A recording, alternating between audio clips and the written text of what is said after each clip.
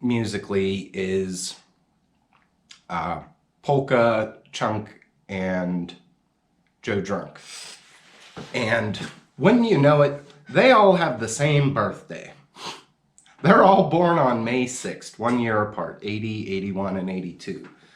So that's weird, right? That's a little, can we admit that's weird? I'm going to admit that's weird. Uh, so, Steel Drunk, we were infamous, I think, or at least from my perspective, that we would play like between 2 and 4 times a month. We were a band known as willing to play last minute, like frequently, like we wouldn't have a gig booked that weekend and a promoter or another band would contact us like, oh, hey, somebody dropped off of our bill. Do you want to get on? We're like, yeah, of course we do. So we just played as much as we possibly could. Our friends that would come see us, anywhere from like 5 to 25 people on a regular basis would come and would get hammered. On a few occasions, I think we drank bars out of beer or like various types, like, oh, we're out of draft, or oh, you know, whatever's the cheapest would run out first. And then like we had a home down at Ruby D's in Glassport, and man, they would pay us like there was no other bar that would pay us as well on a regular basis, that we could play there once a month and they'd give us like $250 to host 3 bands. And at the time, that was like money. That was like real money. And they kept having us back in spite of property damage and police intervention, because they would just sell so much beer that the running out of beer would stop, because they'd be like, oh, Steel Drunk's playing, yeah, we're gonna buy some extra. And yeah, like violence, alcohol, drugs. There's somebody was probably getting laid. I don't know. Just we did it. We did the thing. Steel Drunk did the thing. Backpedaling. The Jesus and the Drunken Apostles did something that I don't think Steel Drunk really did. Was we played out of state. We played a festival, the Old Fredonia Punk Fest, in the middle of a fucking cornfield in Ohio. It was a 2-day festival with like on-site camping, and they slotted us to open on day 2. So like people were still sleeping when we were on stage. Like maybe I'll insert a photo or 2 here, and like, man, we just, I don't know, like we didn't know how to play our instruments, and we woke a lot of people up that morning with just some awful noise and goofy antics, fighting in the mud puddle in front of the stage and whatever. So where are we going here? Before Steel Drunk broke up, Polka moved back to Pittsburgh, and he wanted to be in a band, so I became part of a second band concurrent with Steel Drunk called, I forget, Yinzers is what we'll go with. There was probably other names attached to it, but that was Polka, Joe Jones, and Lefty, and that was fun. There was probably even a couple of gigs where I got to play double sets, but Yinzers collapsed. That is going to be our very first gig I would ever played at Belvedere. It's one of the cool kid bars down in Lawrenceville, and Polka snuck in a bottle of liquor. I think it was root beer schnapps, like the strong kind, not the 30 proof, like a 70 proof. And we got shit faced and almost kicked out for bringing in outside alcohol, but we managed to not get kicked out. And then it was like time for us to play, and Polka was just plastered. Could not, he could barely stand, let alone play an instrument. And I'm pretty sure Lefty was super pissed, and Joe Jones was pretty pissed too. And they just refused to go on stage with him that hammered. And I'm like, but it's punk rock. Why don't we just like go up there and suck? Can we just like suck real bad? That'll be fun. Let's do it. But yeah, Lefty and Joe Jones were not into the public humiliation. So that band broke up. That was the final straw of like Polka being a fuck up. I don't know. In the Polka interview, he's like, 15% of shows totally ruined. That was one of them. That was one of the, we never made it to the stage. So Yinzers broke up. Eventually Steel Drunk broke up. I don't remember what brought that to a close. Maybe I don't want to remember what brought that to a close. So then, I think it was just a matter of months of like us not being in bands. And Polka was like, hey, I want to still do something. How about let's get together, let's do it. I'm like, all right, back to square one. So once again, it was me and Polka starting a band. This time, it was not the Hemorrhoids, it was the Super Fun Time Awesome Party Band. And Polka named it the Super Fun Time Awesome Party Band because his first principle was, we're gonna get fucked up and have a good time, and anybody that wants to join the band has to acknowledge that we just want to get fucked up and have a good time, because it's right there in the name. Like, you can't say like, oh, well, I didn't know that this was a joke, or Yinzer a bunch of fuck-offs or whatever. Like, no, that was implicit. That was intentional, on purpose, from the door. He didn't want anybody backing out based on him not being able to control himself. So I was fine with that. Once again, back to starting a set list from scratch, working our way up. I think each of the bands kind of like probably carried over a track or two to the following bands, but not in any significant way. But so eventually Chunk was curious. He wasn't doing anything either, and he's like, hey guys, need a bass player? And we're like, yeah, we do need a bass player. So then we had our 3-piece, and by this point we're like 10 or 12 years into playing music, maybe only 10, I don't know. So we didn't suck nearly as bad. We could play like coherent punk rock songs by this point. And the first Super Fun Time Awesome Party Band album is called the Super Fun Time Awesome Party Album. And we pressed a record. We got 500 copies of that, and it sold 200 or 300 of them.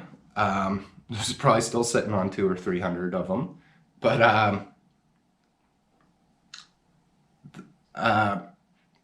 don't know, the recording of that album, like, Polka and I were high as fuck on Adderall. So if you listen to that album, it's fast. We played real fast. Cause we did a significant amount of speed that day. Still off. I don't know where I'm going with this story. Eventually, we picked up a couple. The first album was just a 3-piece, and we picked up Lefty again. Lefty rejoined as a rhythm/lead guitar, or Polka was lead spunk, or Polka was lead ska, and Lefty was lead punk. And then also we picked up Joe Van Dyne as a trombone player, and occasionally we got Sky as a sax player. So then we were like a real ska band because we had some horns, and recorded the second album, which is And Out Come the Balloons, which is a play on Rancid's And Out Come the Wolves. I'm on the cover of that. just, straight parody of And Out Come the Wolves, but not musically speaking, just aesthetically.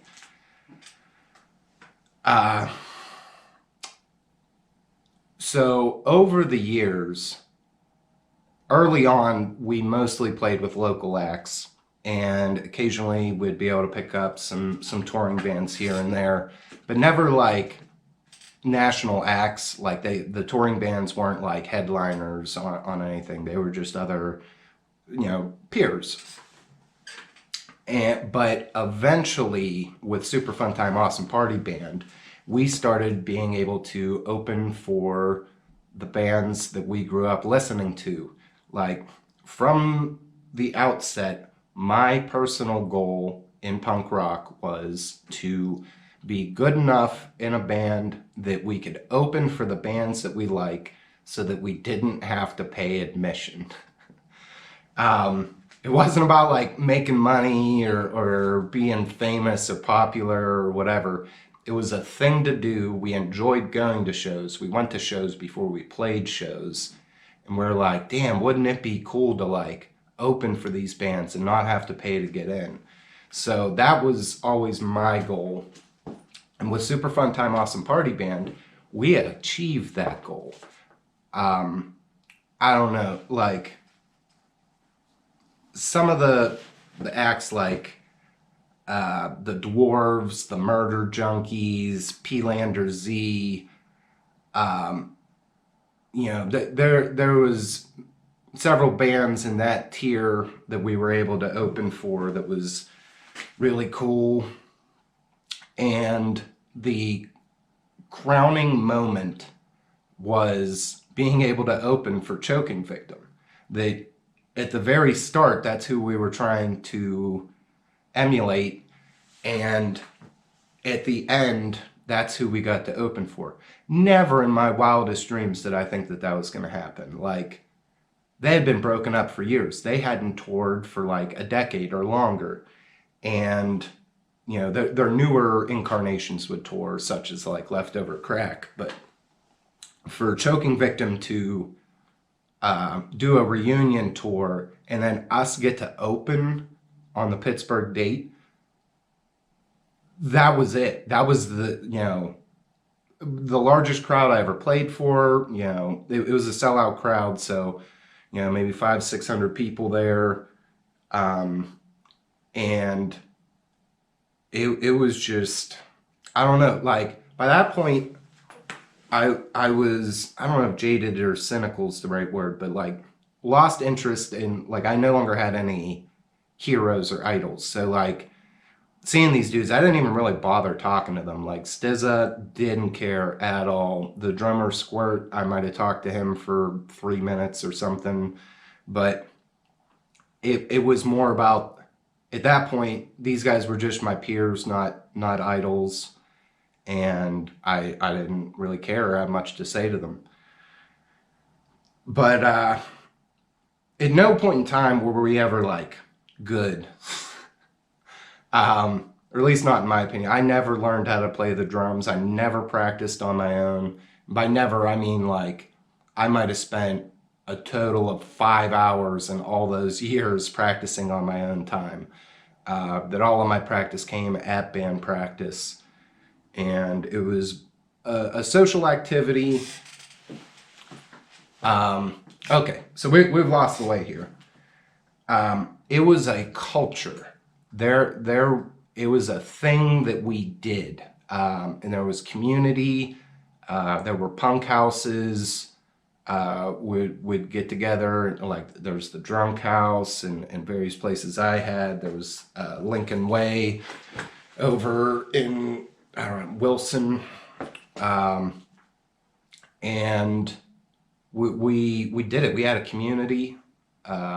We weren't necessarily fully intertwined with the Pittsburgh scene. We kind of had our own sub scene, and I think we were viewed as like, oh no, not those assholes. These people don't get it. They're just fucking wild and they cause problems. And that's right. We were problematic. We would get shit-faced and fuck shit up That's how we rolled. So, um,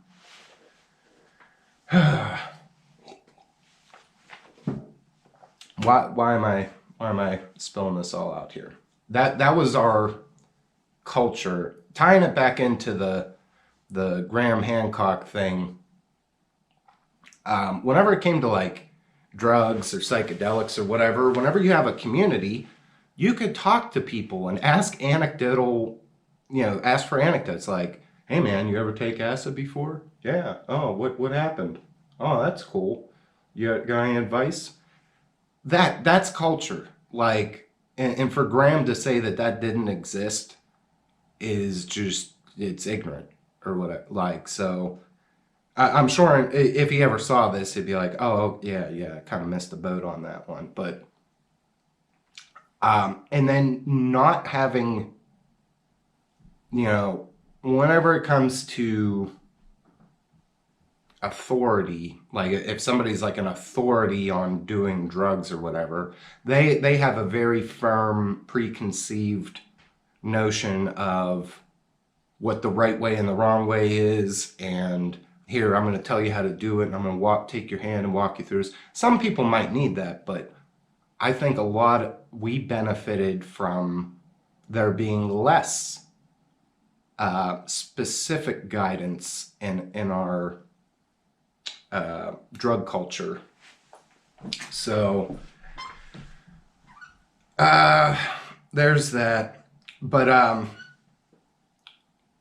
so with the crowning of achievement of opening for Choking Victim, that kind of brought that chapter in my life to a close where the initial goal was fulfilled. We wanted to be able to open for the bands that we like to see, so we didn't have to pay to get in. And that happened. Another thing that happened that closed that chapter was me not drinking anymore. I'm coming up on 7 years without alcohol, and there was a few years at the beginning of not drinking where I was still in bands, and hanging out at a bar till like 2 in the morning when you're not drinking sucks. It's